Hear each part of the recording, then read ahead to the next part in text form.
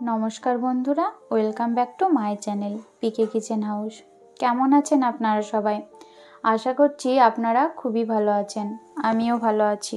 আমি কুহেলি আপনাদের জন্য নিয়ে চলে এসেছি আজকে একটা নতুন রেসিপি। আজকে আমি ডিম ভাপা করে আপনাদের দেখাবো। চলুন রেসিপিটি দেখে নিন। এখানে আমি 5টা ডিম নিয়ে নিয়েছি, আর যে পাত্রে ডিমগুলো ভাপাবো সেই পাত্রটা খুব ভালোভাবে তেল দিয়ে নিয়েছি। এবার ডিমগুলো ফাটিয়ে এই পাত্রতে দিয়ে দেব। এখানে আমি একটা ননস্টিকের পাত্রে জল দিয়ে ওপরে একটা স্ট্যান্ড বসিয়ে দিয়েছি। তার উপরে ডিমটা দিয়ে কাঁচটা দিয়ে ঢেকে দেব, দিয়ে এটা ভালো করে ভাপিয়ে নেব। এটা আমার ভাপানো হয়ে গেছে। এবার এটাকে ভালো করে পাত্রে থেকে খুব আস্তে করে বের করে নেব।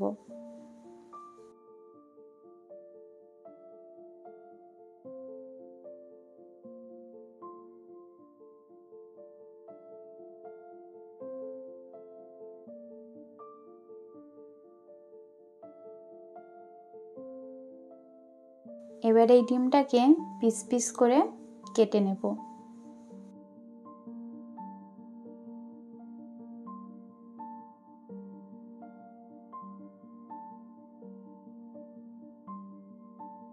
এগুলোকে তুলে একটা প্লেটে রেখে দেব।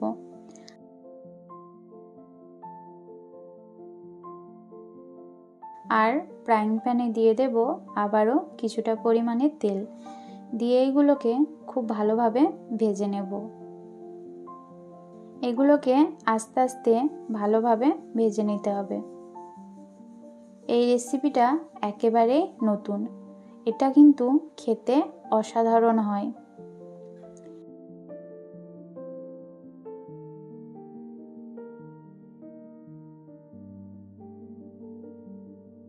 এগুলো আমার ভাজা হয়ে গেছে।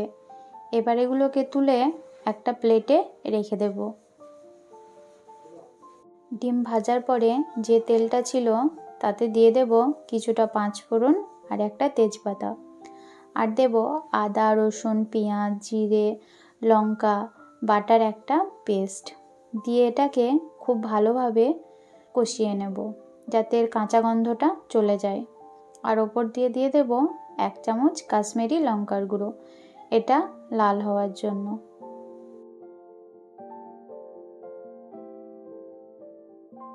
এটা হয়ে গেছে, এটা তেলটাও ছেড়ে দিয়েছে। এবার এতে ঝোলের জন্য পরিমাণ মতন জল দিয়ে দেব।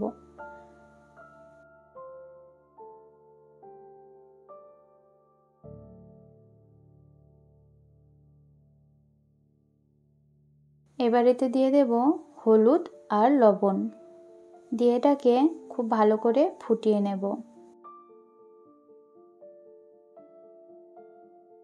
এটা ফুটে গেছে। এবার ডিমগুলো এতে দিয়ে দেব, দিয়ে ডিমগুলো এর সাথে খুব ভালোভাবে ফুটিয়ে নেব।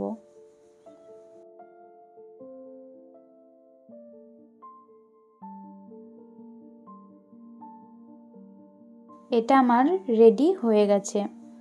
ওপর দিয়ে দিয়ে দেব কিছুটা গরম মশলার গুঁড়ো আর দেব কিছুটা ধনেপাতা, দিয়ে ঢাকা দিয়ে 10 মিনিট রেস্টে রেখে দেব।